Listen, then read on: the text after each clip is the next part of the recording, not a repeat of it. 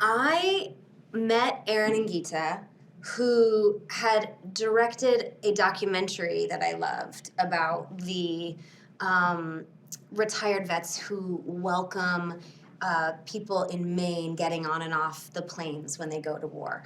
And it was so beautiful. And I had seen that movie and loved it. And then I was sent this script, QUEENPINS.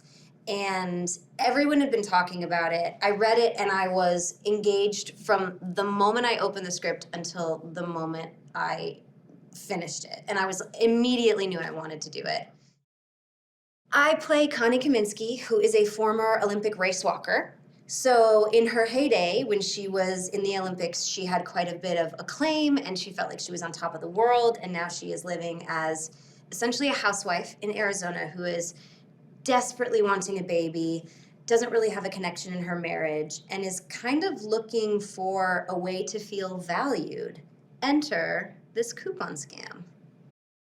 My grandmother was an extreme couponer. Like when I went to my grandparents' house when I was little, walked down into their basement in Ohio, along the perimeter of the basement was completely empty. It was for like kickball and couponing.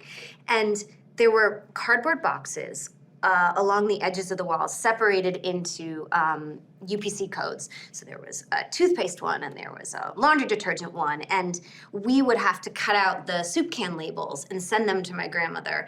And she would write the company, and it wasn't for a scam, but it was like, hey, Campbell's Soup, I've bought 80 soups this month, and they'd send her like a $5 check. Back then, they would actually just give you some money back. And then my grandmother started college accounts for all of her grandkids with the small amounts she was making from writing the companies. So I knew there was this big underground business in couponing and in contacting the companies.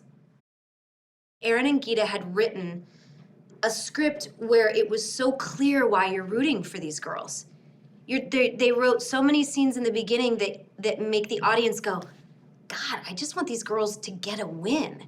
They deserve it, you know? And hopefully people will see themselves in these women and go like, yeah, I can totally see why they did not feel valued and why they decided to break some rules, because the rules were not meant for them. Everything was stacked against them, and they decided to make their own rules. They're really, really good as a team. They rely on each other and they check with each other in a way that is like very wholesome. You know, they're never trying to one-up each other, and just having that attitude on a set where you're seeing these beautiful partners want to have a common goal and execute it together with all of us, it's incredibly collaborative, and it made for a very nice set to work on. They're also some of the best writers I've ever worked with. Their script is so nuanced and layered, and the words are chosen so perfectly, it's very easy to say their words.